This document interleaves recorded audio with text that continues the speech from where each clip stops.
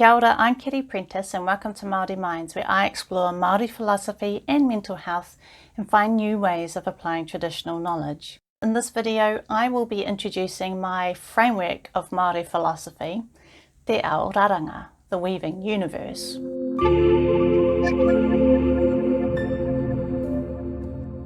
Te Ao Raranga, the weaving universe, is my framework of Māori philosophy, and it's based on traditional Māori metaphysics.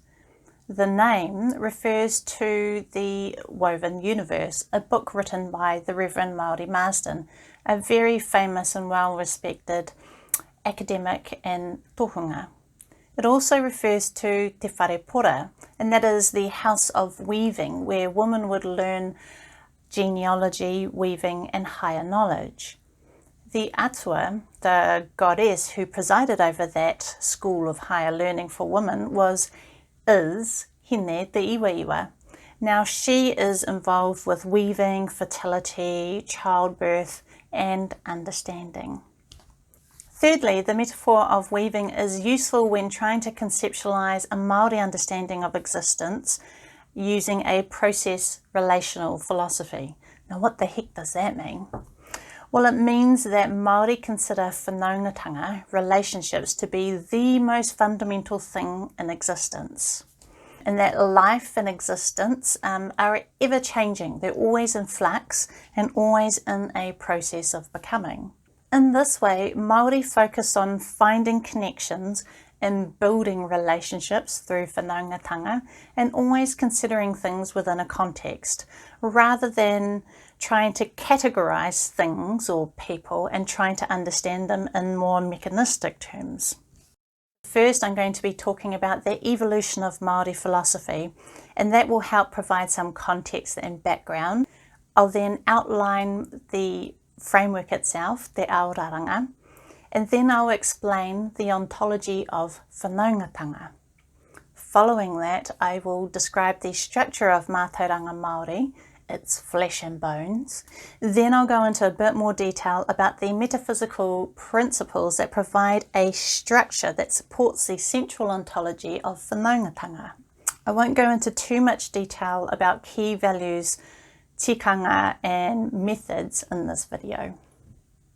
When I think about Western philosophic traditions and cultural practices, I am reminded of how I was taught to learn about history at school. We were asked to draw a timeline of historic events and milestone ideas from great thinkers that shaped the world. I think about the Age of Enlightenment from the 17th and 18th century, where reason and rationality came to dominance.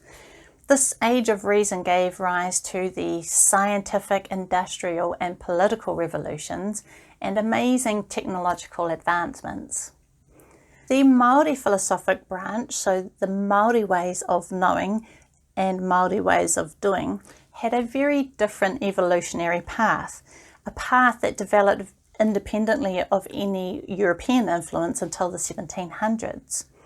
So there is no clear timeline of events or a great list of Māori philosophers to refer to, as Māori have an oral culture and very different ways of structuring and sharing knowledge compared to the West. Now, I'm of the view that there is value in learning about many different ways of knowing and doing. Why would I restrict myself to a single branch when I can know many? As Māori philosophy in particular has largely been ignored, misunderstood, and misrepresented as primitive, superstitious, or just naive mythology, its potential contribution to the world has been squandered. And this is not surprising because Aotearoa and its indigenous people have been colonised and European ways have come to dominate, and they have formed the basis of our governments, our legal system, our education system, our entire Kiwi culture. So when certain ways of thinking come to dominance or become popular, their foundations and presuppositions are largely accepted and therefore unquestioned. So when you approach those ways of thinking from a position of a different philosophic tradition, like the Māori philosophy tradition, there are many things that you notice and question because they may not make a whole lot of sense, or they may contrast significantly from this other position. Now, this is the beauty of having a diversity of perspectives, and this is the value of the process of decolonisation, thinking about your positionality and the critical analysis that can be undertaken from there. Let me give you an overview of Te Ao Raranga, the Weaving Universe, a framework of Māori philosophy. The two main concepts of this framework are Mātauranga Māori and Tikanga. The simplest definition of Mātauranga Māori is Māori knowledge, and ironically this term causes much confusion due to its very definitions, and they can include knowledge, philosophy, worldview, customs, values, practical knowledge, the list goes on. And there are various forms of Mātauranga Māori, such as Whakapapa, genealogy, kōrero pūrākau, traditional stories, waiata, songs, and so on. For this framework, I will narrow down the definition of Mātauranga Māori to mean knowledge derived from tipuna Māori, our Māori ancestors. Tikanga is derived from the word tika, which means right, correct, or straight. Tikanga means the right way of doing things. It is the practical face of Mātauranga Māori. It is a code of conduct, it's protocols, and it's a guideline for behaviour. Tikanga is based on Mātauranga Māori. This distinguishes tikanga from customs which are just developed through habit or adapted from other cultures. Tikanga is empirically based. It's developed through trial and error with a proven efficacy, and it still aligns with Mātauranga Māori. Philosophic subcategories of Mātauranga Māori include Māori ontology, and that is how Māori understand the nature of existence. Māori metaphysics, that is Māori's understanding of the first principles of existence, with concepts like Wairua and mana and Mauri. And there's Māori epistemology, so that is how Māori understand knowledge itself. Māori methodologies and methods come under the heading of tikanga. Kaupapa Māori methodology is an example of a tikanga-based Māori methodology.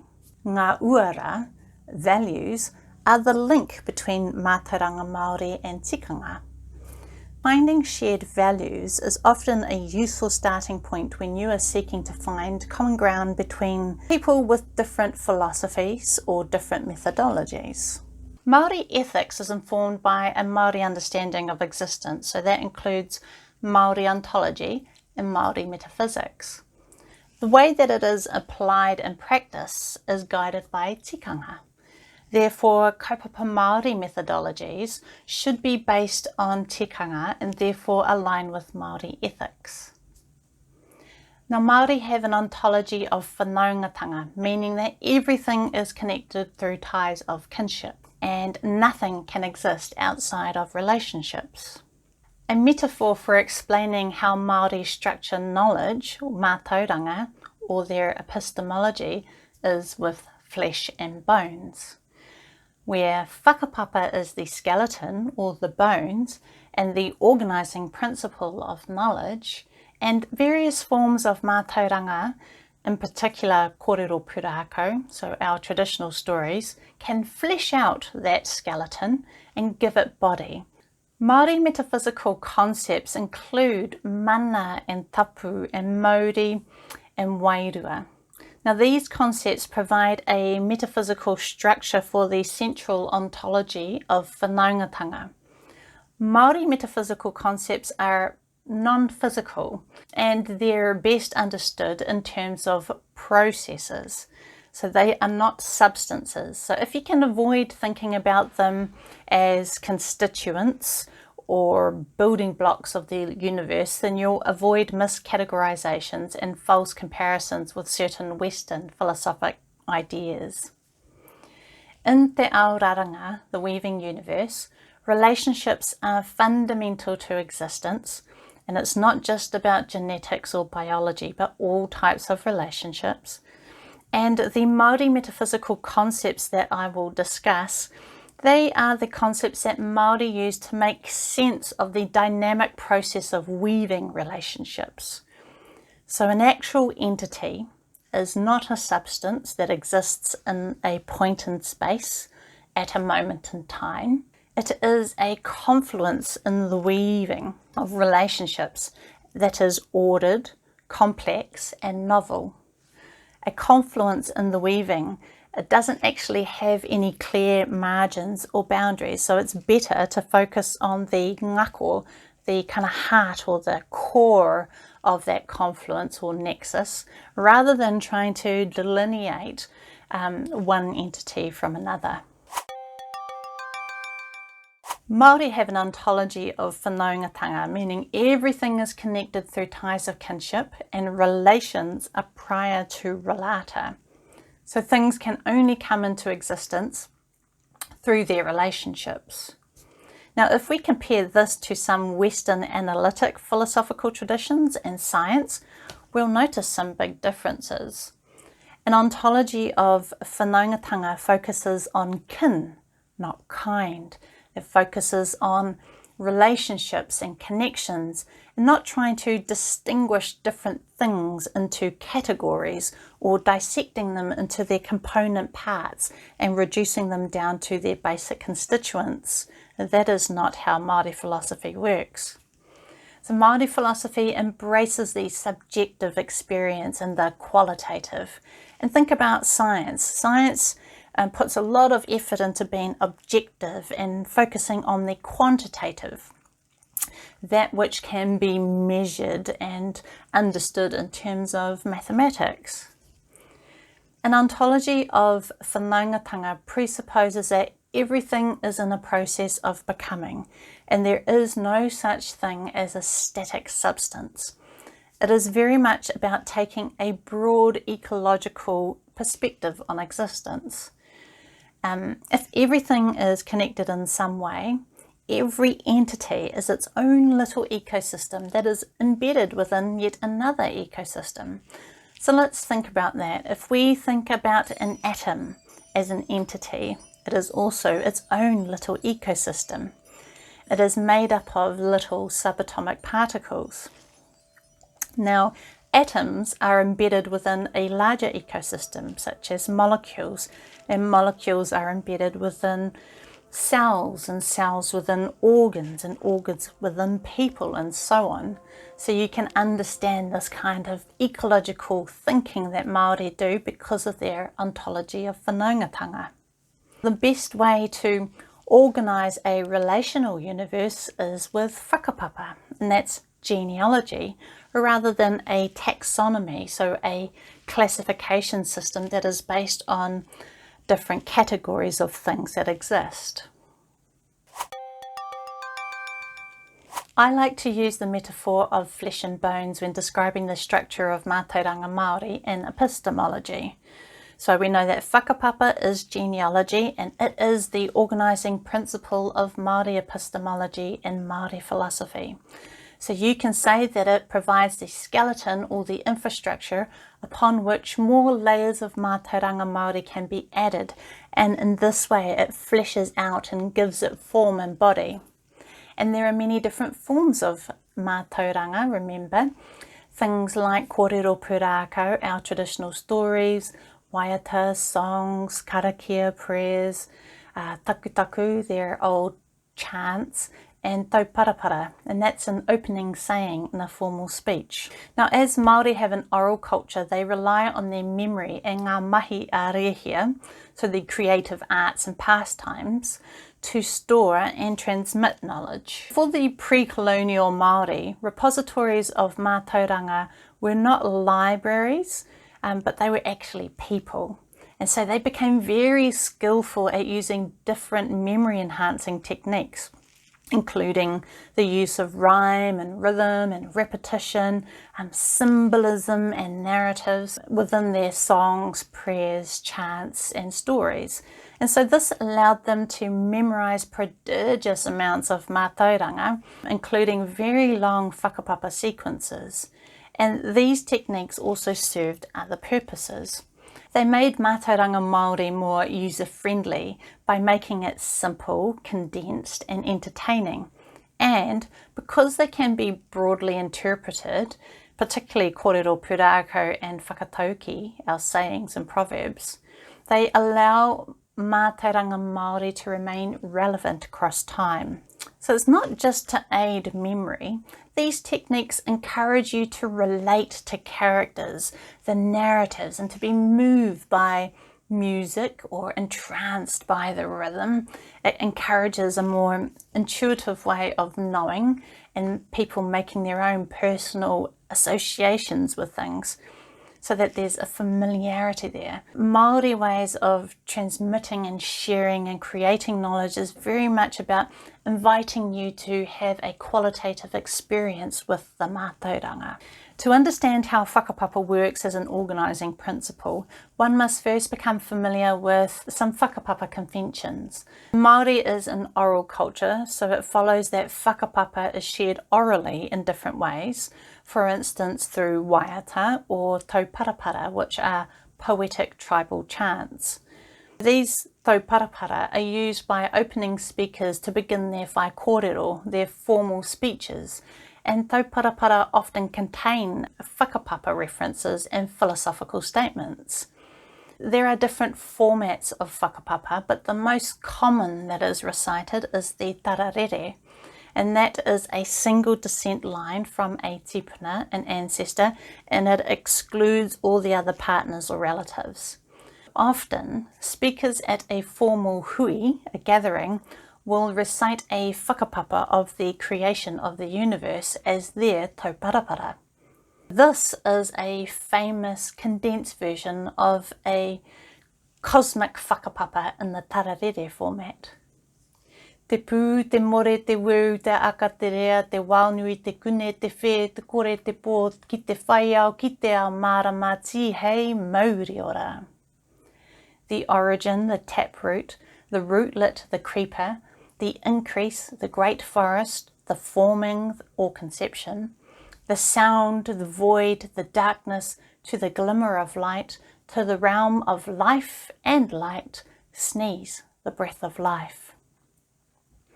Now this tauparapara is a very contracted version of the whakapapa of the universe or the cosmos. It uses the metaphors of a growing tree and then conception and birth, and it concludes with a sequence, hei Mauri ora, and that refers to Hineahuone sneezing after she drew her first breath. So according to Māori, Hineahuone was the first human, and thus the cosmic whakapapa concludes with the birth of humanity. Now you'll notice here that there is the addition of te, which means the, and the capitalization of the words, so it says te pu. That means the pu, or the origin, and that is how we indicate a personified form of something. This is actually referring to an entity, a tipuna, our ancestor, not a thing. Now we'll be adding some pūrākau stories to this whakapapa, and pūrākau are laden with symbolism and meaning, and it's not by chance, it's by design. They are engineered to be expanded upon, and the Reverend Māori Marsden explained that kōrero pūrākau add flesh to whakapapa. So this whakapapa of the creation of the universe provides a skeleton for the pūrākau of Rangi Nui, Sky Father, and Papatuanuku, Earth Mother, to be attached. So to demonstrate this, we can take the lines from this whakapapa of the cosmos, te pō, ki te whaiao, ki te ao marama, and flesh them out by referencing the famous pūrākau about Rangi Nui and Papatuanuku and their wehenga, their separation. First, it is essential to note that there are intertribal variations of whakapapa and tauparapara and pūrākau. That's really common, and there are very many different versions of this pūrākau that I am about to share. The primal parents, Rangi Nui and Papatuanuku, held each other in tight embrace. They conceived 70 children who were confined between them. Three of the children were Tāne Mahuta, the god of forests and birds, Tāwhiri the god of wind, and Mātauranga, the god of war. There was no light or space between Ranginui, Papatuanuku, or their children, and thus the children grew frustrated with their restricted existence in the darkness. Mātauranga proposed killing their parents to escape their confinement. However, the other children sought less drastic methods. Tāwhiri was the only one opposed to separating his parents. It was Tāne Mahuta who finally separated them. With his back to Papatuanuku, he thrust his legs up against Ranginui, pushing them apart. The separation of Ranginui and Papatuanuku allowed for light and space to enter in between them, and the world changed from one of darkness, Te Po, to the realm of light and life, Te Ao Marama. And symbolically, this pūrākau represents the creative process. It is the transition from a state of ignorance to enlightenment, and it also represents the turmoil that precedes the attainment of manamotuhake, individuation and self-determination. Let's go back to the framework. We've spoken about the ontology of Whanaungatanga, how everything is connected through ties of kinship. I've also explained how Māori structure their knowledge, their epistemology, using a flesh and bones metaphor, and how Whakapapa is the skeleton and the organising principle of knowledge. And then all the different forms of Mautauranga Māori can be layered or attached, fleshing out that knowledge system. Now let's consider the key concepts that form the metaphysical system that makes sense of this ontology of Whanaungatanga. Now, you've likely heard of many of these metaphysical concepts that I'm about to talk about. We have Whakapapa, which commonly means genealogy or your lineage. We have mana, which commonly means power or authority. There's Wairua, which is equated to the spirit. Ho, which can mean wind, but it also refers to your vitality. Mauri, which is commonly defined as a vital force or a vital essence. Tapu, which means sacred and restricted. And noa, which is the opposite or the yin to the yang of tapu. So it is what is free of sacred restrictions, that which is unrestricted. When we consider these metaphysical principles, ngā mātā pono, in terms of them being a process, we could say that Whakapapa is the process of inheritance, and mana is the process of empowerment, and Wairua is the process of transcendence, Ho is a process of reciprocity, Mauri is about the process of cohesion, and Tapu is actually about sanctification and separation, and Noa is about liberation. From these metaphysical principles that are all processes, we can develop a whole lot of ngā uara values. So in this diagram I have Whakapapa, which is about the process of inheritance, and that being related to the value of Whanaungatanga, of actually seeking to make those relationships and build connections. Now, the value of Whanaungatanga does not solely relate to Whakapapa. It also has relationships with all these other key metaphysical principles like mana and tapu and noa. We have manaakitanga. It's very much linked to the empowerment of others through your actions. We have aroha. That's commonly translated to mean love and compassion, but a more accurate description of aroha is when we focus or attend to the ha, or the essence of a person. So that is looking beyond their persona, and so the flesh or the appearance, and that's why I connect it to Wairua and transcendence, because aroha can transcend many different barriers and dimensions.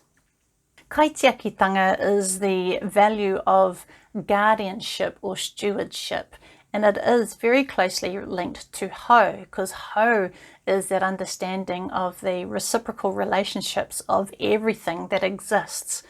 And if you want to act as a kaitiaki, a guardian, you need to really understand ecosystems and this reciprocal relationships within those ecosystems. It's a necessary form of pukenga, a skill or knowledge that is required to become a good kaitiaki. We have kotahitanga, that means unity or oneness, and I've linked that here to Mauri, which is the process of cohesion, so all being part of one unified collective. I've also got in there values like rangatiratanga, so respecting people's right to make their own decisions and set their own boundaries and standards. And that is required for them to be unique and authentic. Rangatiratanga is about your own personal sovereignty and self-determination, and for that you really need to maintain your own sanctity. Finally, I've got in there hohaurongo. Hohaurongo is about conflict resolution and peacemaking and stripping away the restrictions and liberation. So in this graph I've linked it to noa. But just as a reminder, these are common Māori values, but they don't just align horizontally to a single metaphysical principle. All these different metaphysical principles relate to all these different Māori values. The first metaphysical concept that we need to review is Whakapapa, which we've already spoken about. It is the principle of order when it comes to Māori knowledge and epistemology. So remember, it forms the skeleton, the substrate upon which knowledge can be fleshed out. And Whakapapa is also about inheritance. For something to exist and to have its own uniqueness, it needs to have an inheritance. So our inheritance is what constrains our potential so that we can actually become an actual entity. A bird can't become an elephant because it is constrained by its whakapapa. It's limited in that way. Our whakapapa inheritance also conveys some kind of positive attributes. So we can think about our momo, our traits, and our pūmanawa. So those are our talents or attributes, and often those run down whakapapa lines. So it might be helpful to think about this in terms of io. So io is at the very beginning of the cosmic whakapapa, and io has many different names. Io is the supreme being in Māori understanding. It is the origin or source of everything, and one of the common names for io is io matua kore, so that is io the parentless.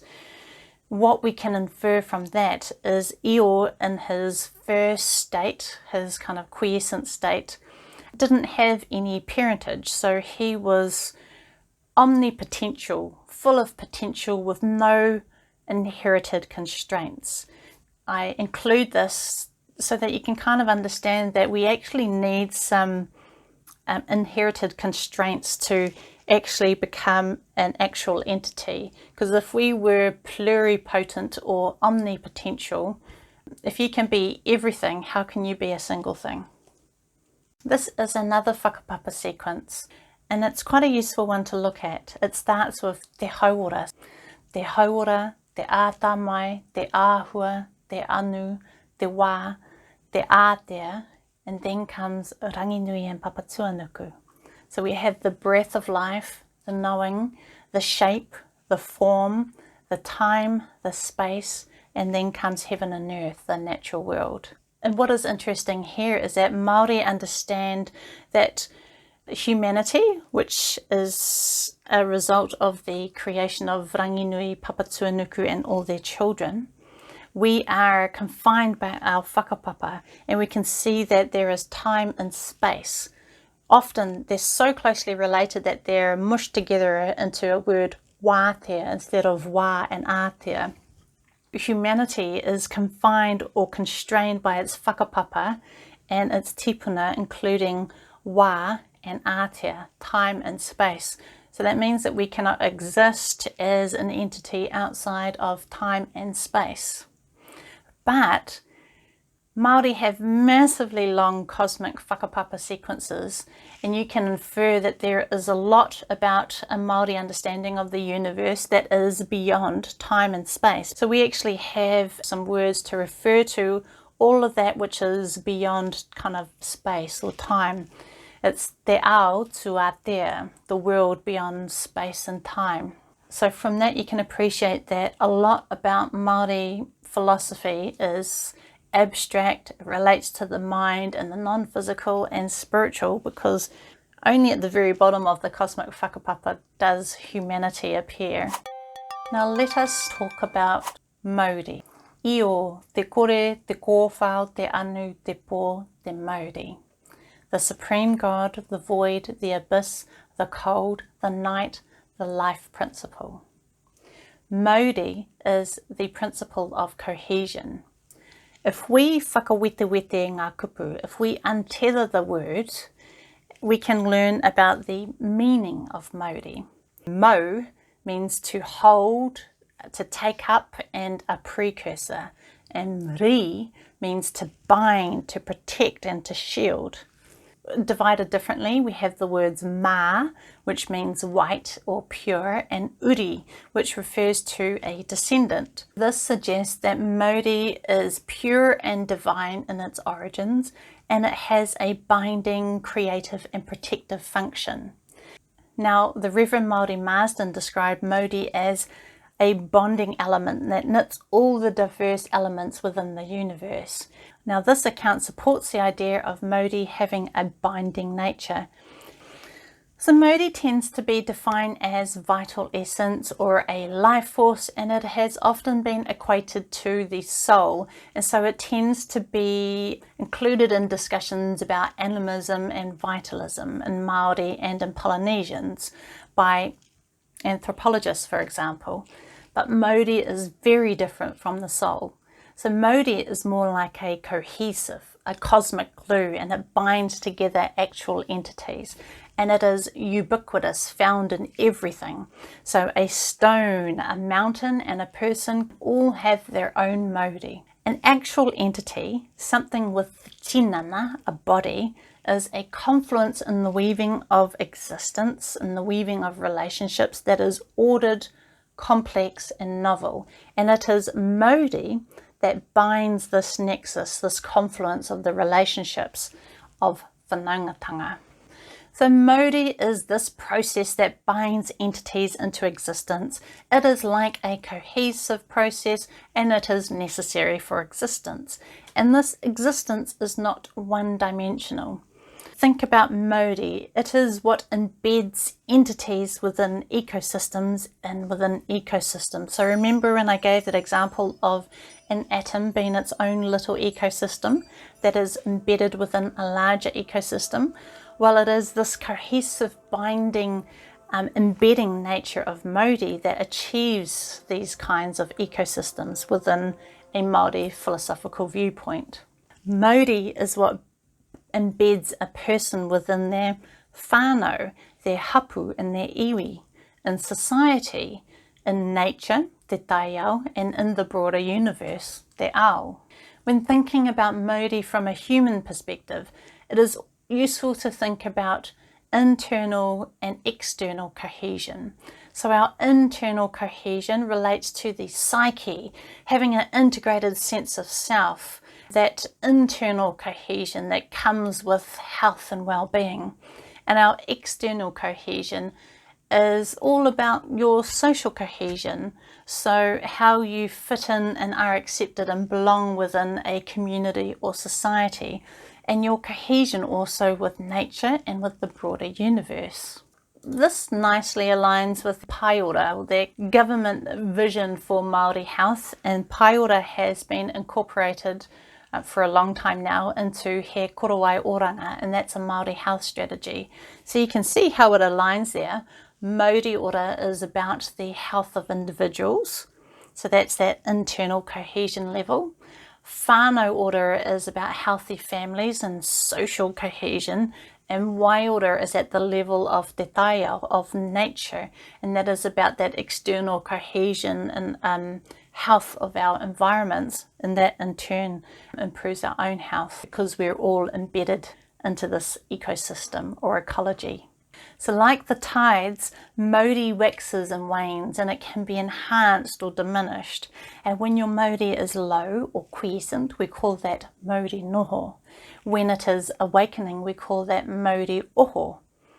And when it is vital and optimal, we call that Mauri ora.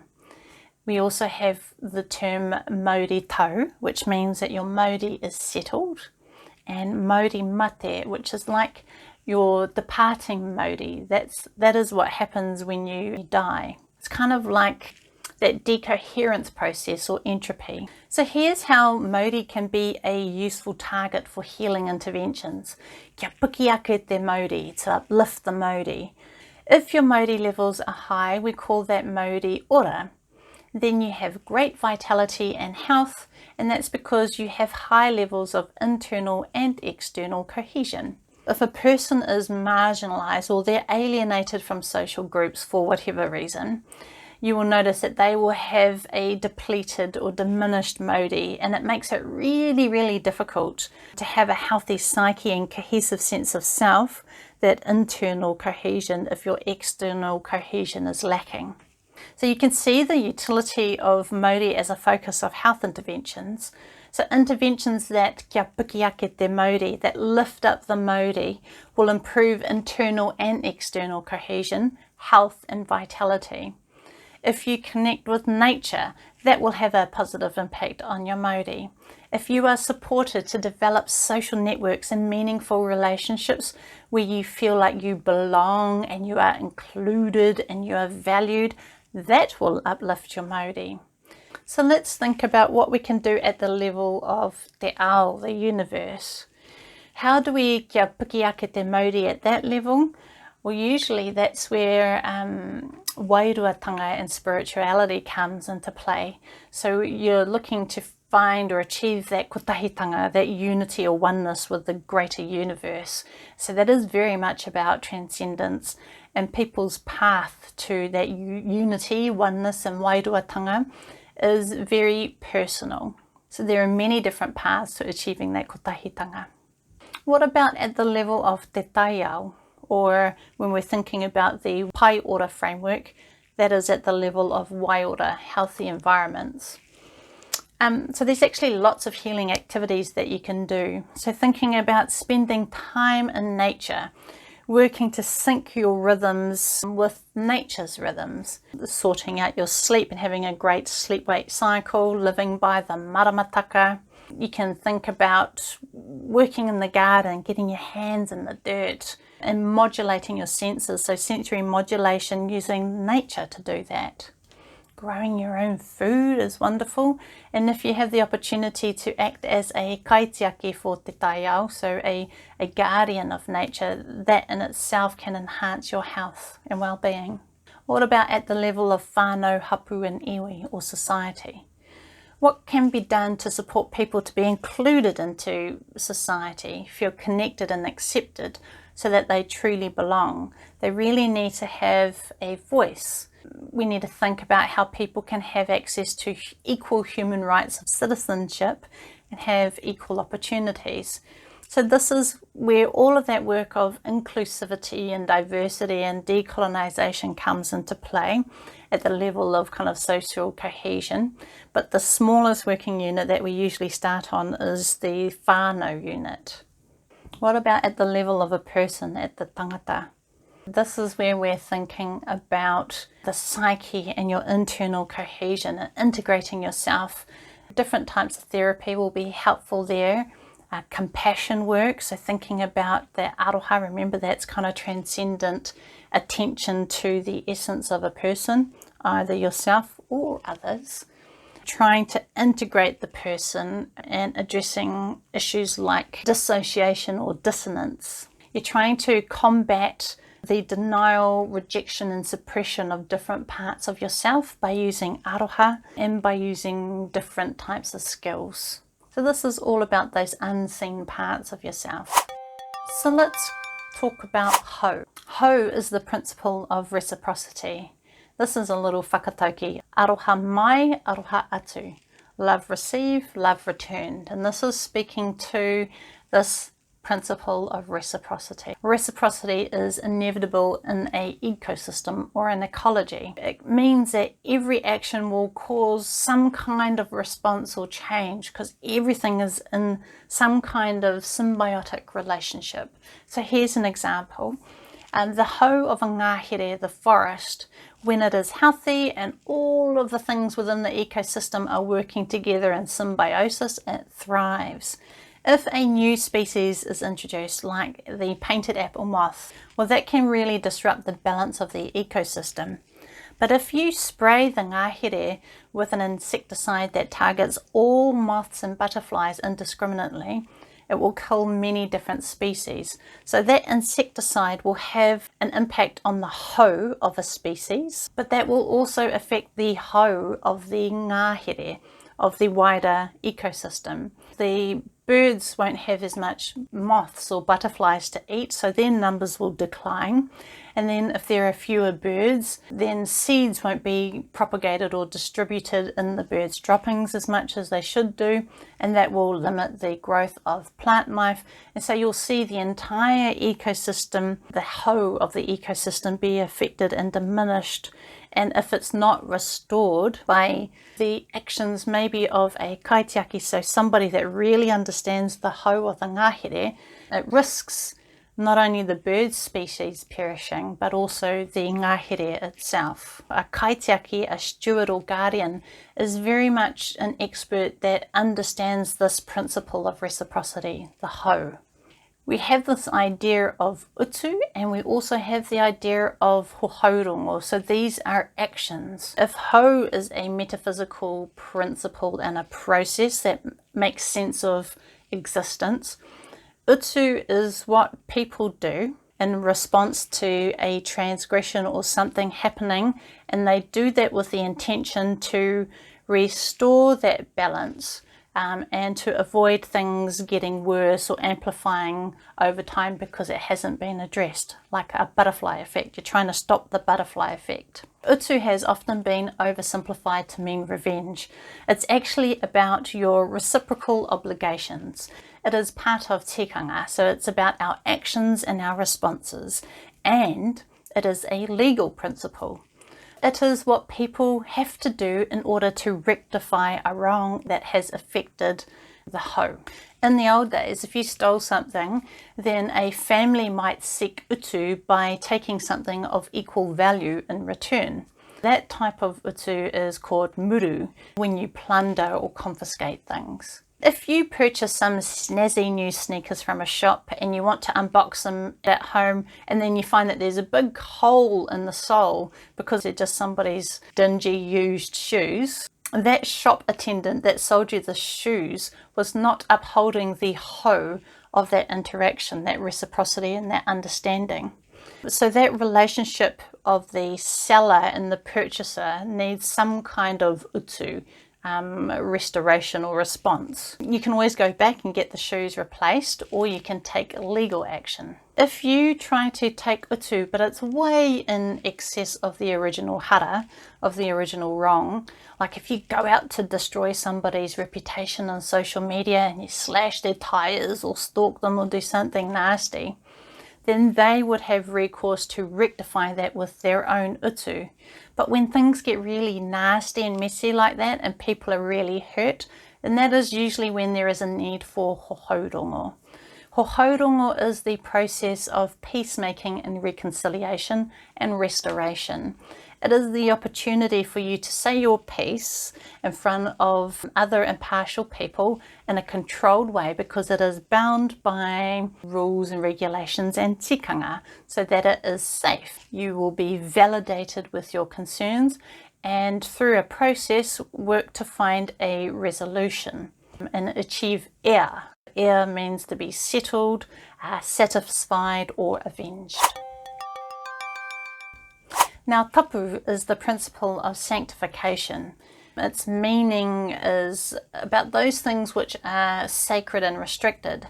You may have heard about wāhi tapu, that is a sacred space. Tapu is also a ubiquitous thing, so a mountain, a stone or a person, they all have their own tapu. One story about the origin of tapu takes us back to the story of Ranginui and Papatuanuku, when they held each other in a tight embrace in a state which is called noho tatapu, a state of restriction. So noho means seated or dwelling, tata means close, and pu means to heap or bundle. That was the sacred state of union of the primal parents, and the kids couldn't have their own tapu or mana because they were smushed in between their parents and not their own separate identities. To have your own tapu, you need to be separate with your own purpose and intent. This is why maintaining a person's tapu requires the respect of boundaries. So tapu is important for actual entities to become differentiated and individuated within this universe of relationships. That is what is needed to avoid us all being the same homogeneous blob. More than that, the process of tapu or sanctification establishes the conditions for our empowerment with mana. So let me give you a few examples. A tohunga, a priestly expert, was considered very tapu and maintained this by staying physically separated from others and by taking care of what he eats so that he would maintain his tapu. Now a tohunga could make themselves even more tapu for a certain purpose. So if a tohunga was going to conduct ceremonies to prepare warriors for war, then they would first prepare themselves. They might fast, they might go to a maunga, a mountain or a sacred place. They would avoid women because women can whakanoa, they can remove tapu, and they would do karakia, prayers and taku chants. And all of this was to prepare a clear purpose in their mind and make a commitment or a sacrifice to Mātauranga, in this case, the god of war. And that way, this sanctification, this process of making tapu, means that Mātauranga could empower them with mana. So a tohunga that had a great mana through his empowerment through the intervention of Mātauranga, that his actions would become way more powerful and effective, and not just some nice ritual that he would do to encourage warriors into battle.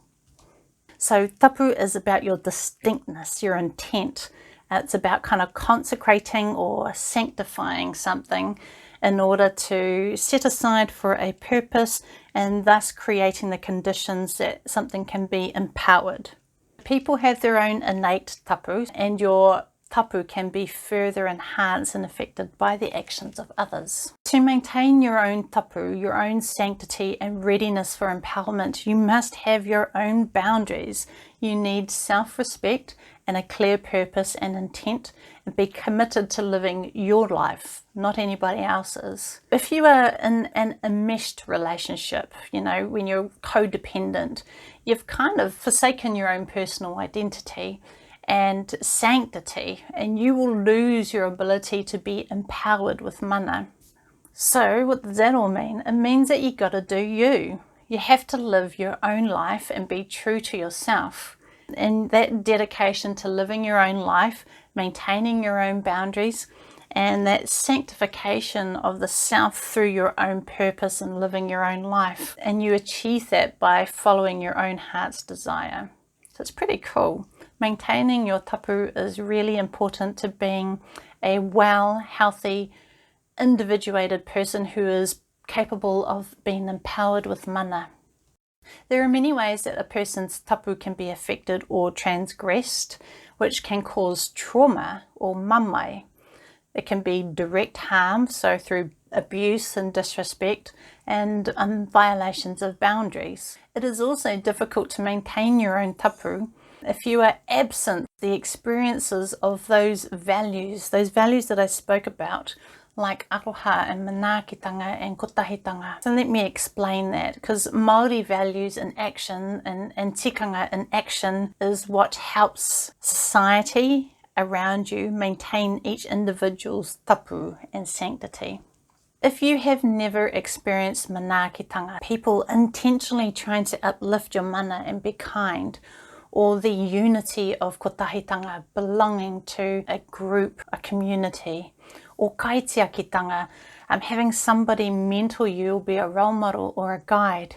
If you have never had your pū manawa, your unique values and talents recognized by other people, and if you have been taught to suppress your whatu manawa, your emotions and your heart's desire, then it will be very difficult for you to know your own tapu, to be able to maintain your own sanctity, because you haven't had your tapu reflected back to you by the actions of other people around you. So remember, all of these metaphysical principles that are processes, Mauri and Tapu and Whakapapa, these principles are all interrelated. So if your tapu is violated, your mana will be lower and your Mauri will be affected, so it will be diminished. And that will mean that if you experience trauma, it is very difficult to feel empowered to change your situation, and you will very likely feel fragmented because you will have low Mauri and a lower internal cohesion. So with this lack of integration and cohesion, it just amplifies your struggles, because it's really hard to separate and individuate and maintain your sanctification if you're really fragmented and struggling to know who you are and hold yourself together. So this is a big reason why Tikanga-Informed Care is really important. Tikanga are the protocols and guidelines that ensure that our behaviour and our conduct uphold these values, and they uphold those metaphysical principles, because we know that ultimately that is for the best of everybody. If we can maintain these healthy reciprocal relationships, respect and protect each other's mana, tapu, mauri and wairua, then that is most likely to be of benefit to us as individuals and to society and the rest of the entire universe. I won't spend too long on noa. Noa is the principle of liberation. It is the opposite of tapu, and we need that because we are constantly changing our kind of boundaries and how we separate and individuate and set our intentions. We have this process of whakanoa, that is when you remove or liberate somebody from their sacred restrictions, and one of the ways that we can do that is by eating cooked food, particularly kumara. That was a common way, but there are other methods as well, such as pure. A pure is an old water purification rite. And remember, I mentioned that tohunga need to stay away from women. That is because women have this ability to whakanoa, and they can remove the tapu of a situation. Here's an example. In a hui, when a man is doing a whai kōrero, a formal speech, he is bringing light to a situation or a topic, and that is analogous to the role of the light bringer, Tāne Mahuta. He brought the light when he separated Ranginui and Papatūānuku. So he's actually in a tapu state when he's giving his formal speech. And a woman can cut that tapu and whakanoa by standing up and singing a waiata, which will whakanoa and remove or release that tapu.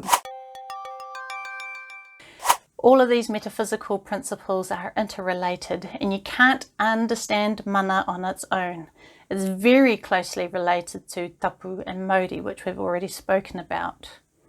So mana is not just about some kind of magic power. It is not just about your authority and status. And you don't just pick up extra mana by doing lots of good deeds and receiving some kind of endorsement from the community. It's a bit more than that. So you need this process of setting your intention, having your boundaries, and being kind of sanctified by tapu. If you are dedicated to a purpose, like maybe you're a rangatira, a leader, and you put in a whole lot of work and dedication and you set yourself apart to do that and you make a whole lot of sacrifices and commitments, you are creating a tapu, the right conditions that you can be empowered. And it's not just through the atua, the different gods, that you can receive this empowerment. So you can be empowered by your people, your community, who endorse you as their leader. An individual might have their mana enhanced through manaakitanga. So it's not just about authority and status. And what you might notice about mana is if somebody has a whole lot of mana, they are different from other people. They will start to attract ideas and people to themselves like gravity, and they will be able to achieve tasks and things that other people can't do because they hold this mana. They are empowered to achieve the task. Other people might try, but if they don't have the mana to pull it off, the project won't go anywhere. So mana and tapu are very much about this process of individuation and being your own separate entity, but still part of a collective. For you to be able to achieve your self-determination, your mana motuhake, while also being completely connected in this universe of Whanaungatanga, you need to understand this principle of empowerment of mana. My final comments on mana, they're useful to know these terms. Mana is the core word of manawa, which can mean your heart. Pu manawa is your talents or attributes, and that can be inherited, that can be part of your whakapapa. And another word that I mentioned earlier was whatu manawa, that can mean emotions, and it can also mean your heart's eye. Finally, there's Wairua. This is getting into the realms of the transcendent. Wairua is non-physical, so by nature it is very difficult to define because it is not bound by physical dimensions. Wairua can mean time in two, wa, irua. It can also mean two waters, wai and murua. And usually when people divide it into that, they're referring to the sacred waters of the masculine and the feminine. Wairua is like your spirit, but it's more than that. Wairua is something that persists beyond death and exists before birth. It extends beyond the physical. It's the past, the present and the future because it is transcendent. People often talk about being in the flow of things when they're being moved by Wairua. So one of the tricky things when talking about Wairua is it often gets conflated with Christian or other religious views, and it makes it really difficult to have a clear understanding of Wairua. And then Māori go and complicate that because we've amalgamated kind of Christianity with our own belief system to have these faiths like Rātana and Ringatu and the Iharaia. So this is also usually the domain of our kaumātua, queer, our tohunga, our experts. And you'll often find that rather than trying to find a definition for Wairua, people will prefer to explain it with their own experiences. So this invites you to have emotions and experiences yourself and to draw your own analogies and to intuit into this understanding of what Wairua is. I'll keep it simple and say that it is a principle of transcendence. It is about spirituality and therefore is very personal, and because it is not bound by physical dimensions, you're not going to get a very clear definition of Wairua, and you'll probably do better if you try to learn about it through narratives and experience. So there you have it. We've covered all the metaphysical principles of Te Ao Raranga, the weaving universe. We've spoken about the ontology of Whanaungatanga, that everything is connected through ties of kinship. We spoke about Māori epistemology and how it is structured with the flesh and bones analogy. And I've gone through in quite a lot of detail some of the metaphysical principles that form the structure that supports the central ontology of Whanaungatanga. And that includes principles like Mauri, which is the principle of cohesion. I mentioned briefly ngā uara, some of the values, and what I haven't gone into detail about today was the ethics or methodology of Māori philosophy. That's it for today. I hope this has been helpful and understandable, and I appreciate your time and attention. If you like what you see, please like and share this video with people you know. Nō reira, tēnā koutou, tēnā koutou, tēnā tātou katoa.